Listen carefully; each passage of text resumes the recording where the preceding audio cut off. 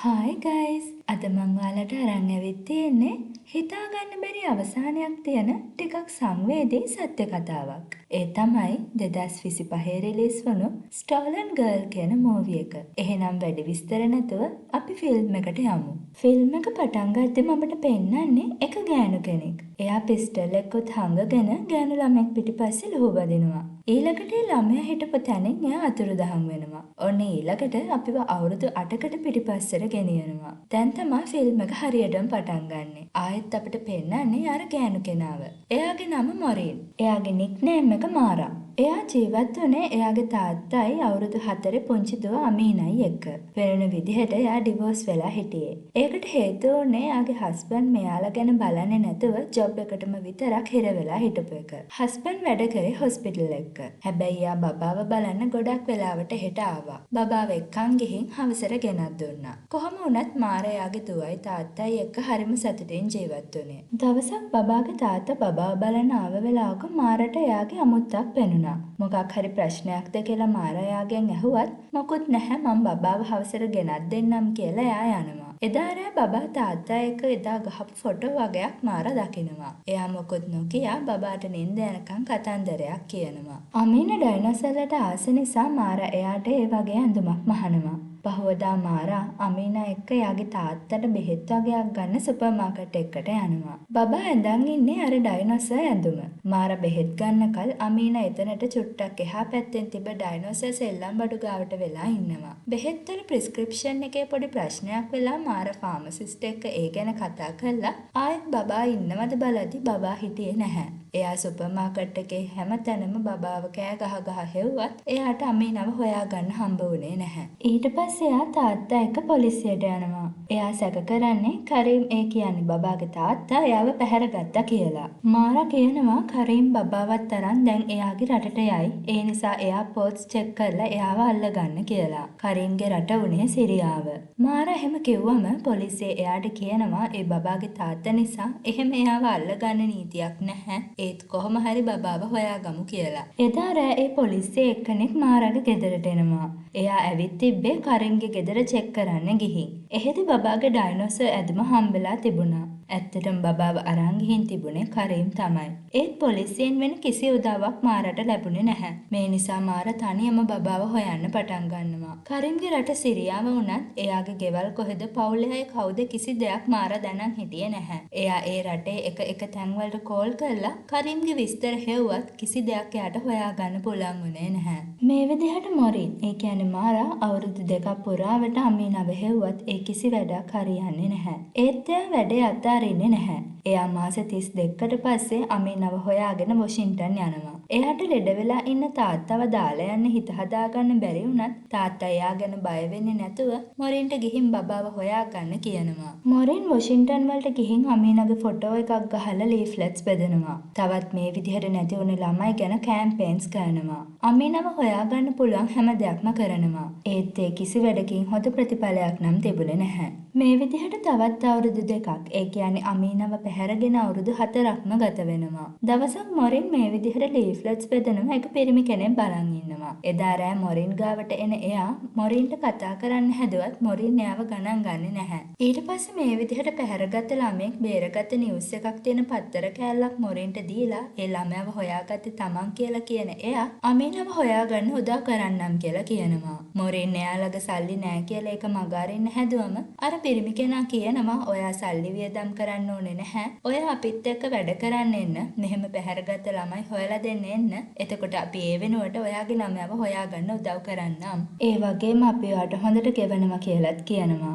ඊට පස්සේ එයාගේ කාඩ් එක මොරින්ට දෙන එයා වැඩේට කැමති නම් හෙට උදේට එයාගේ ඔෆිස් එකට එන්න කියලා එතනින් යනවා. පහවදා මොරින් එයාගේ ඔෆිස් එකට ගියාම ඒ පිරිමි කෙනා එයාගේ ඇසිස්ටන්ට් කියලා කාල් කියලා කෙනෙක්වත් හඳුන්වලා දෙනවා. ඒ වගේම එයාලා අමීනගේ කේස් එකටත් වෙනම ෆයිල් එකක් හදලා තිබුණා. Taman වගේ මහන්න විතරක් දන්න කෙනෙක් එයාලට ඕන කරන්නේ ඇයි කියලා මොරින් ඇහුවම එයාලා කියනවා අපේ ටීම් එකට ගෑනු කෙනෙක් ඕනේ කරනවා. මොකද එතකොට මේ වගේ වැඩවලදී සැකය අඩු වෙනවා. ඒ වගේම ඔයා හරි ශක්තිමත් කෙනෙක් කියලා. ඊට පස්සේ අර පිරිමි කෙනා රොබ්සන් මේ කේස් එකෙන් වැඩ පටන් ගමු කියලා මොරින්ට කියලා ඔයාගේ තාත්තගේ බෙහෙත් වලට කියලා සල්ලි වගේක් එයාට දෙනවා. ඊට පස්සේ එයා මොරින්ම ගෑනු කෙනෙක් ළඟට ගෙනියනවා. එයාට එයාගේ මහත්තයා හොඳටම ගහලා පුතාව පැහැරගෙන ගිහින්. ඉතින් එයා මෙතෙන්ට ඇවිල්ලා තිබුණේ පුතාව හොයාගන්න උදව් වෙලා. රොබ්සන් මොරින්ට කියනවා ඒ ගෑනු කෙනා බය වෙලා ඉන්න නිසා මොකොත් හරියට කියන්නේ නැහැ. ඔයා එයා එක්ක කතා කරලා විස්තර ගන්න කියලා. මොරින් එයා එක්ක කතා කරනවා. එයා එයාගේ පුතා ගැන කියද්දි මොරින්ට අමීනාව මතක් වෙලා ඇඬෙනවා. කොහොම හරි මෙයාලේ ළමයාව හොයාගෙන මෙක්සිකෝ වලට යනවා. ළමයාගේ තාත්තා ළමයාව පල්ලියට දාලා එළියේ ඉඳගෙන ඉන්නවා. මෙයාලා පල්ලිය ඇතුළට ගිහින් එයාව එක්ක ගන්න හැදුවත් ඒ වැඩේ හරියන්නේ නැහැ. ළමයා ආයෙත් තාත්තා ළඟට එනවා. ඊට පස්සේ කාල් එතන හිටිය බල්ලෙක් අල්ලගෙන අර ළමයාට එයාව පෙන්නලා එන්න කියනවා. ළමයා ඇවිත් බල්ලව හුරතල් කරද්දී බල්ලා දුවලා යනවා. ළමයා ඒ පස්සෙන් යනවා. ඊට පස්සේ රොබ්සන් මොරින් දෙන්න හැංගිලා ඉඳලා ළමයාව අල්ලගන්නවා. ළමයා නෑ කියලා තේරිලා තාත්තා මෙයාලා පස්සෙන් එන්න හදද්දී කාල් එතන රණ්ඩුවක් ඇති කරනවා. මං ඔයාව අම්මා ළඟට එක්කන් යනවා කියලා ළමයාගේ බය නැති කරන මොරින් එයාවත් අරන් දුවලා යනවා. අර මිනිස්සු මෙයාලා පස්සෙන් පන්නද්දී කාල් වාහනේ අරන් ඇවිත් මෙයාලව දාගෙන එතනින් පැන ගන්නවා. ඊළඟට එයාලා ළමයාවත් අරන් එක තැනකට ගිහින් ඉද්දී ළමයාගේ අම්මා එතනට එනවා. රොබ්සන් ළමයාව තියාගන්න කියලා අම්මව හම්බ වෙන්න මුලින්ම යන්නේ. එයා ගෙවනවා කිව්ව ගාන දෙනකල් ළමයාව අම්මට දෙන්නේ නෑ කියලා මොරින්ට කියන ගමන්. මේ වැඩේට මොරින් අකමැති වුණත් බිස්නස් එක තමා මුලින්ම කියලා එයාලා කියනවා. ළමයාගේ අම්මා එයාලට සල්ලි දීලා ළමයා ගාවට දුවන් ඇවිත් එයාව බදාගෙන හොඳටම අඬනවා. මේක බලන් ඉන්න බැරුව මොරින් එතනින් යනවා. ඊට පස්සේ අපිට පෙන්නන්නේ බා එක්ක ඉන්න මොරින්ව. එයා බිබීද්දි එතනට රොබ්සන් ඇවිත් එයාගේ පඩිය ගෙවනවා. මේ දැන්න කතා කර කර ඉද්දි කොහොමද මෙහෙම පැහැරගත්ත ළමයි බේරගන්න වැඩේ කරන්න පටන් ගත්තේ කියලා මොරින් රොබ්සන්ගෙන් අහනවා. එතකොට එයා කියනවා එයා කලින් ආමි එකේ හිටියේ ඒකෙන් අයින් වෙලා එද්දි එක දවසක් පැහැරගත්ත ළමයෙක් ගැන කතාවක් ඇහුණා. ඉතින් එයා ඒ වගේ වැඩවලට දක්ෂ නිසා එහෙම ළමයි බේරගන්න පටන් ගත්තා කියලා. කොහොම හරි මේ විදිහට මෙයාලා දිගටම ළමයි හොයන වැඩේ කරගෙන ගියා. ඒ අතරම මොරින් අමිනව හොයන වැඩෙත් අතෑරියේ නැහැ. මේ විදිහට අමිනව පැහැරගෙන මාස 65ක්ම ගත වෙනවා. දවසක් මෙයාලට අලුත් වැඩක් හම්බ වෙනවා. ඉතින් මෙයාලා ඒ ළමයාව හොයාගෙන ඇල්බේනියාවට යනවා. ඒත් මෙහෙදි මෙයාලා හිතුව විදිහට වැඩේ කරගන්න ලැබෙන්නේ නැහැ. ළමයාව අරන් පැනලා එද්දී මෙයාලව අහුවෙනවා. කොහොම හරි මේ මිනිස්සුන්ගෙන් බේරිලා මෙයාලා පැනගත්තත් එයාලට ළමයාව අරන් එන්න හම්බ වෙන්නේ නැහැ. මෙයාලා එක තැනකට ඇවිත් කවුරු හරි එනකල් බලන් ඉන්නවා. කාල් රොබ්සන්ගෙන් ප්ලේන් එක කෝ කියලා ඇහුවම ලුයිස් ඒක අරන් ගිහින් කියලා රොබ්සන් කියනවා. එතකොට මේක CIA එකේ වැඩක්ද? ඇයි මට කිව්වේ නැත්තේ කියලා කාල් රොබ්සන්ට ගහනවා. CIA කියන්නේ මොකද්ද කියලා මොරින් ඇහුවම එයාලා අපිව ජරා වැඩ කරන්න දැම්මා. ඒක වැරදුනම උන්න අපිව දාලා පැනලා ගියා කියලා කාල් කියනවා. මේක අහලා අපි වැඩ කරන්නේ දෙමාපියන්ට කියලා මං හිතුවේ කියලා මොරිනුත් රොබ්සන්ට හොඳටම බැලලා කාල් එක්ක එතනින් යනවා. මේ වෙද්දී අමීනා නැති වෙලා මාස 71ක්. මොරින්ගේ තාත්තා ගොඩක් ලෙඩ වෙලා හිටියේ. එයා මොරින්ට කතා කරලා කියනවා මොරින් වෙන දේවල් වලට හිත යොමු කළා නිසා එයාට අමීනම හොයන වැඩේ මග ඇරිලා කියලා. මේක අහන් ඉඳලා එහෙම නැහැ කියන මොරින් මට වැඩ තියෙනවා කියලා ෆෝන් එක කට් කරනවා. දවසක් මොරින් ඊළඟ වැඩේට ප්ලෑන් එක ගහ ඉන්නකොට රොබ්සන් එතනට වෙලා ඉන්නවා. මේ වෙලේ මොරින් එයාගේ කතාව රොබ්සන්ට කියනවා. එයා කියනවා එයා ප්‍රශ්න ගොඩක හිටපු කාලෙක තමා එයාට කරිම්ව හම්බ වුණේ කියලා. එයාට හොස්පිටල් එකෙන් කරගන්න තිබ්බ ස්කෑන් ගොඩක් කරිම් කරලා දීලා තිබ්බා. මේ විදිහට එයාලා ආදරය කරන්න පටන්ගෙන. ඒත් දරුවෙක් හදන්න හිතන් ඉඳලා නැහැ. හදිස්සියෙම වගේ තමා අමීනව හම්බ වෙන්න ඇවිත් තියෙන්නේ. ඉතින් අමීනව නැති කරන්න මොරින් හොස්පිටල් එකට ගිහින් ඉද්දී කරිම් ඇවිත් ඒක කරන්න එපා. අපි දරුවව හදාගමු කියලා මොරින් වයි දරුවවයි බාරගෙන තියෙනවා. මේ විදිහට එයාලා ගොඩක් ආදරෙන් ඉඳලා ඒත් පස්සේ කරිම් වෙනස් වෙලා. එයා සමහර දවස්වලට ගෙදර ඇවිල්ලා නැහැ. රස්සාව නිසා බොන්නත් පටන්ගෙන. ඉතින් මේ ප්‍රශ්න නිසා තමා මෙයාලා ඩිවෝස් වෙලා තියෙන්නේ. මේ කතාව අහන් ඉඳලා මොන දේ වුණත් මන් දන්නේ ඔයාව මේ වැඩවලට මට ඕනේ කියලා විතරයි කියලා රොබ්සන් කිව්වම වැඩවලටද ඔයාටද කියලා මොරින් එයාව කිස් කරනවා. මේ වෙද්දී රොබ්සන් මොරින් දෙන්න අතර ඇෆෙයාර් එකක් තිබුණා. අමීනාගේ 10 වෙනි බර්ත්ඩේ එකට මොරින් ස්විට්සර්ලන්ඩ් වල තාත්තා ළඟට යනවා.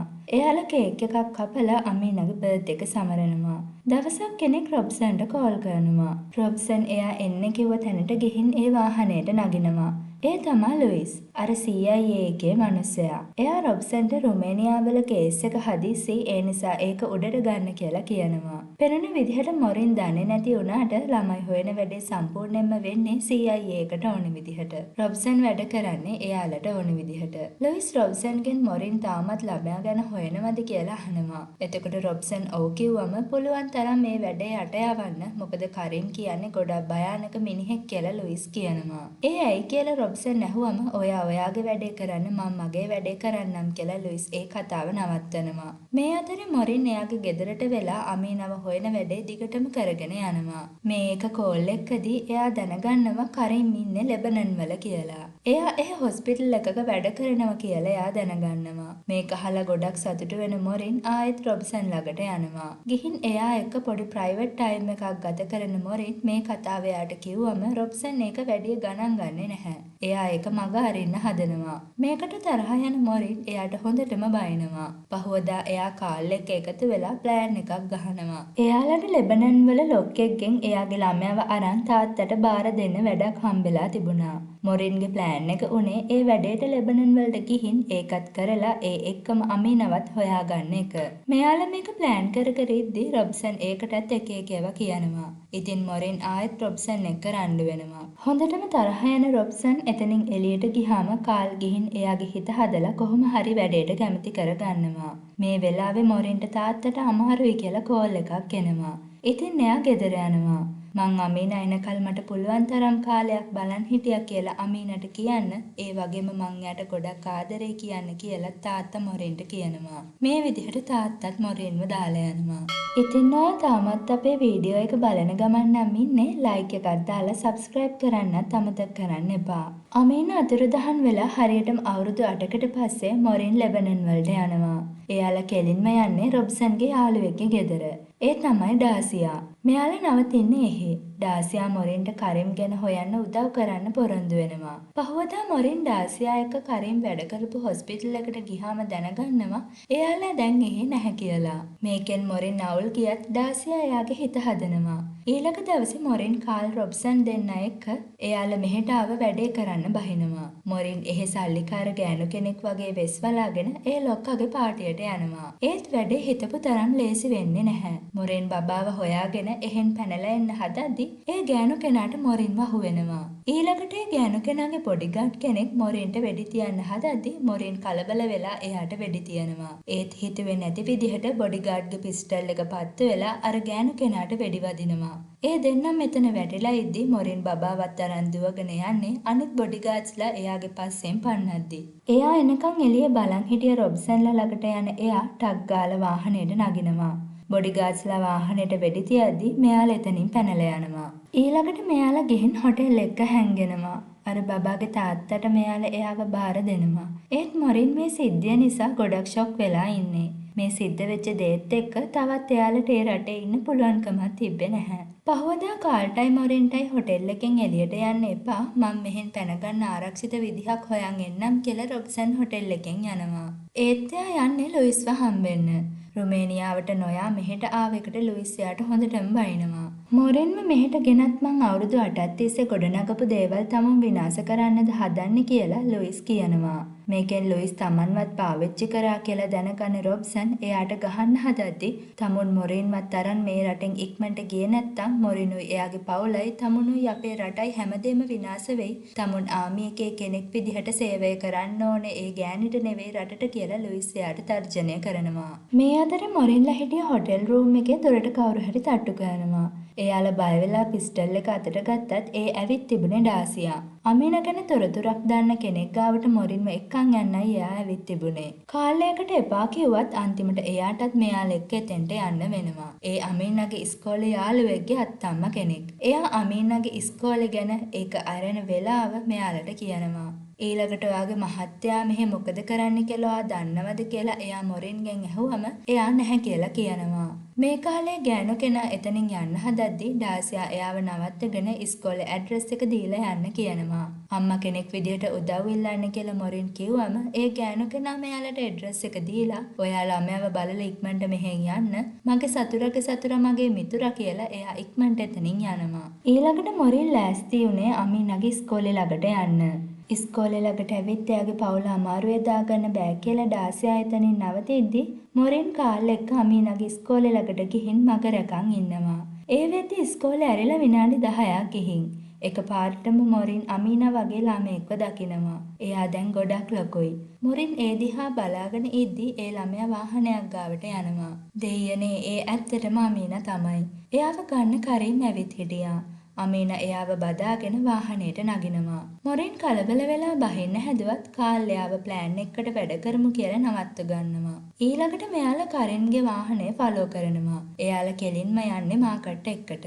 එයාලා වාහනෙන් බහලා ඇවිදන් යද්දි මොරිනුත් ඒ පස්සෙන් යන්න හදනවා. කාල් එයාව නැවැත්තුවත් එයා කාල්ටත් ගහලා කරිම්ලා පස්සෙන් යන්න පටන් ගන්නවා. මොරින් පිස්ටල් එකත් හංගගෙන කරිම්ලව ෆලෝ කළා. අමීනා කරිම්ගෙන් පොඩ්ඩක් ඈතට යනකන් ඉඳලා එයාගේ කට තද කරන් අරන් ඇවිත් වාහනේට දාගන්නේ. අමීනා තාත්තා කියලා කෑ ගහද්දී. කාල් වාහනේ ස්ටාර්ට් කරන්න හැදුවත් ඒක ස්ටාර්ට් වෙන්නේ නැතුව යනවා. අමීනා නෑ කියලා තේරෙන කරිම් එයාව හැමතැනම හෙව්වත් හොයාගන්න හම්බ වෙන්නේ නැහැ. කොහොම හරි වාහනේ ස්ටාර්ට් කරගන්න කාල් මෙයාලා දෙන්නත් එක්කගෙන ඩාසියාගේ ගෙදරට යනවා. දොර අරින ඩාසියා අමීනාවත් එක්කගෙන ඇවිත් කියලා දැකලා ආයෙත් දොර වහන්න හදද්දී ප්‍රශ්නේ විසඳ ගන්න කල ඉන්න දෙන්න කියලා කාල් එයාගෙන් ඉල්ලනවා.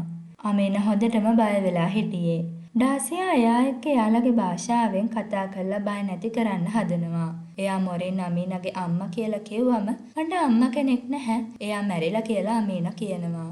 මේක අහලා මොරින් හොඳටම අවුල් යනවා. එතකොටම රොබ්සන් ඇතුළට එනවා. එයා මේක දැකලා තරහ ගිහින් අපිට මෙහි ඉන්න බෑ කියලා එළියට යනවා. ඉතින් මේ නිසා මොරින් කාල් දෙන්න අමීනවත් තරම් රොබ්සන් එක්ක එහෙන් යන්න හදනවා. ඒත් අමීනා යන්න බෑ කියලා ඩාසියාගේ ඇගේ එල්ලිලා අඬනවා. ඒත් ඩාසියා එයාව මොරින්ට දීලා දොර වහන්නේ මේ වැඩේ කරපු විදිහ වැරදි කියලා මොරින්ට වනින ගමන්. ඊළඟට මෙයාලා හොටෙල් එකට යනවා. පහවදා අමීනා නිදාගෙන ඉන්න තැනට මොරින් ගිහින් එයාට කතා කරනවා. එයා එයාගේ ඉස්කෝලේ විස්තර අහනවා. අමීනාගේ පොඩි කාලේ ෆොටෝස් එයාගේ සීයා එක්ක මොරින් එක්ක හිටපු ෆොටෝස් එයාට පෙන්නලා ඒවා මතක් කරන්න හදනවා. මොරින් කාමරෙන් එළියට ආවම ඔයාට මේ වැඩේ කරන්න තව ඉවසන්න තිබ්බා කියලා රොබ්සන් එයාට කියනවා. කවුරුත් මට උදව් කරේ නැති වුණාම මම මේක තනියම කරගත්තම තව ඉවසන්න තිබ්බා කියලා ඔයා කියනවද? මං හිතුවේ අමීනා මාව දැකපු ගමන් මල් ළඟට දුවගෙන එයි කියලා. ඒත් එයා දැන් මන් දිහා බලන්නේ රාක්ෂයෙක් දිහා බලනවා වගේ කියලා මොරින් එයාට කියද්දි මේක අහන් ඉඳලා රොබ්සන් කියනවා අපිට අමීනාව ආයෙත් කරීම්ට බාර දෙන්න වෙනවා. නැත්නම් අපි අනතුරේ කියලා. ඒ කිව්ව කතාවේ තේරුම මොකක්ද කියලා මොරින් ඇහුවම රොබ්සන් කියනවා කරීම් කියන්නේ මුස්ලිම් සහෝදරත්ව කෙනෙක් කියලා. එයාලගේ පවුලේ සල්ලි ප්‍රශ්නකට එයාව බ්ලැක්මේල් කරලා ඉතින් මේ නිසා එයා CIA එකෙන් උදව් ඉල්ලලා තියෙනවා.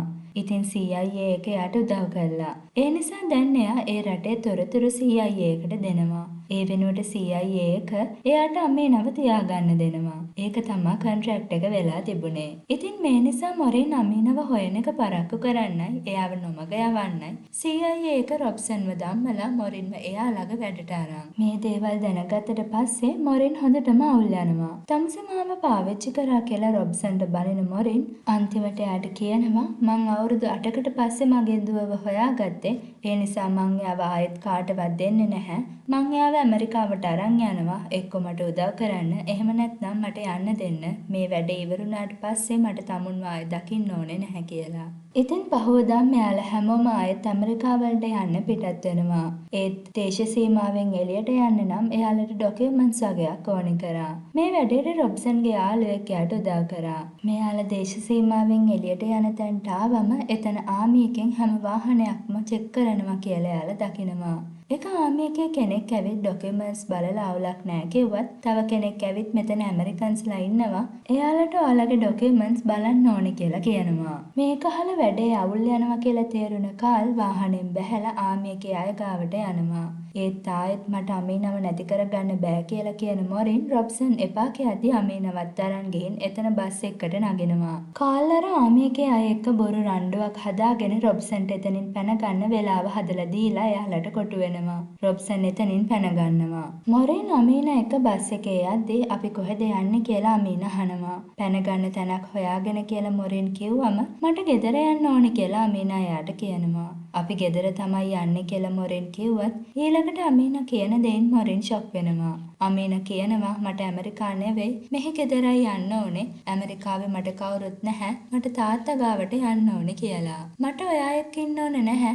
ඇයි ඔයා මාව තාත්තාගෙන් වෙන් කරන්න හදන්නේ කියලා අමීන කියද්දි මොරින් මේක අහලා හොඳටම අඬනවා. ඊට පස්සේ මොරින් අමීනට කියනවා ඔයාට තේරෙන්නේ නැහැ මේක කොච්චර අමාරුද කියලා. මං අවුරුදු 8ක් තිස්සේ ආව හෙව්වා කියලා. එතකොට අමීන කියනවා හොයන්න මං නැති වෙලා හිටියේ නැහැ. මං හිටියේ ගෙදර. අනික මං ඔයාට මාව හොයන් එන්න කිව්වේ නෑනේ කියලා. මේ කතාවට හොඳට මවුල් යන මොරින් අඩාගෙනම එතනින් නැගිටලා ගිහින් වෙන තැනකින් ඉඳ ගන්නවා. ඊළඟට එයා අමීනවත් තරන් එක තැනකින් බැහැලා එතනට එන්න කියලා රොබ්සන්ට කෝල් කරලා කියනවා. ඊළඟට එයා කරීම්වත් එතනට ගෙන්නනවා. අමීනව රොබ්සන් එක තියලා මොරින් ගිහින් කරීම්ව හම්බෙනවා. අමීන කෝ කියලා කරීම් මහද්දී මොරින් පිස්ටල් එකක් දික් කරන් ඔයාට ඒ වේදනාව තේරෙනවද? මං අවුරුදු 8ක් තිස්සේ මේ දුක වින්දා. ඇයි මට එහෙම කරේ කියලා අහනවා. එතකොට කරීම් කියනවා මට සමා වෙන්න මට වෙන කරන්න දෙයක් තිබ්බේ නැහැ. මං වැඩ කරපු තැනම මාව බ්ලැක්මේල් කරා. මං ඔයාලා එක්ක හිටියානම් ඔයාලා දෙන්නම අනතුරේ මේ ප්‍රශ්නෙන් මට ගැලවෙන්න මෙහෙම කරන්න සිද්ධ වුණා. දැන් එයාලා අමීනව ආරක්ෂා කරනවා කියලා.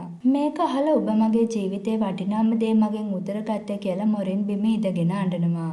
ඔයා මාව විනාශ කරා. ඒ විතරක් නෙමෙයි අමීනට මං මැරිලා කියලා බොරුත් කිව්වා කියලා මොරින් අඬනවා. එයා තවදුරටත් මගේ පුංචි කෙල්ල නෙවෙයි. එයා මාව දන්නේ නැහැ. ඉතින් ඒ නිසා මං එයාට මැරිලා වගේ තමයි කියලා කියන මොරින් එයා ආරක්ෂිතව තියනවා කියලා පොරොන්දු වෙනවද කියලා කරීම්ගෙන් අහනවා. ඔව් මං පොරොන්දු වෙනවා. එයා මෙහි ගොඩක් ලස්සන ජීවිතයක් ගත කරනවා. ඔයාට ඒක පේනවනේ කියලා කරීම් කියනවා. ඊළඟට ඔයා මට ඇත්තටම ආදරය කරාද කියලා කරීම්ගෙන් අඬ අහන මොරින් ඔයා අමීනට හැම ඇත්තක්ම කියන්න ඕන. එයාට මේ ජීවිත කාලේ අම්මා කෙනෙක් හිටියේ නැත්තේ ඔයාගේ වැරැද්ද නිසා මං එයාව හොයන්න කොච්චර මහන්සි වුණාද කියලා ඔයා අමීනට කියලා අමීනගෙන් සමාව ගන්න ඕනේ කියලා කරීම්ට කියනවා.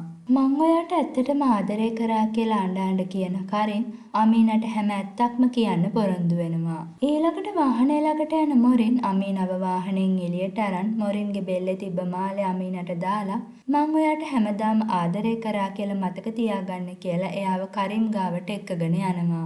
කරීම් දැකපු ගමන් අමීන මොරින්ගේ අත අතැල්ල දුවගෙන ගිහින් එයාව බදා ගන්නවා. ඊළඟට කරීම් එයාව කාර් එකේ දාගෙන එතනින් යන්න යනවා. මොරින් අඩ ඒ දිහා බලාගෙන ඉන්නවා. ඊට පස්සේ එයා අමීනගේ සෙල්ලම් බඩුවක් තුරුල් කරන් රොබ්සන් එක්ක යන්න පිටත් වෙනවා.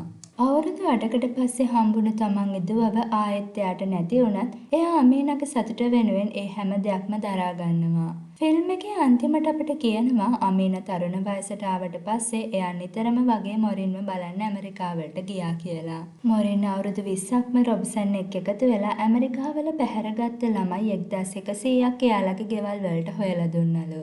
අමීන තවමත් මැද පෙරදිග රටක ජීවත් වෙනවලු. ඉතින් මෙන්න මේ විදිහට හැමෝගෙම ඇස් වලට කඳුලක් එකතු කරලා අපේ මූවි එක ඉවර වෙන්නේ මොරින්ට දැනුණ වේදනාව අපි හැමෝටමත් කිසි අඩුවක් නැතුව දැනෙන්න සලස්වන ගමන්. ඔයාලා තාමත් අපේ Real Talks YouTube channel එක subscribe කරලා නැත්නම් පල්ලෙහා subscribe button එක click කරලා like එකක් දාලා ඔයාලගේ අදහස් comment කරන් යන්න. එහෙනම් මේ වගේ තවත් ලස්සන movie එකකින් ඉක්මනටම හම්බෙමු. Bye.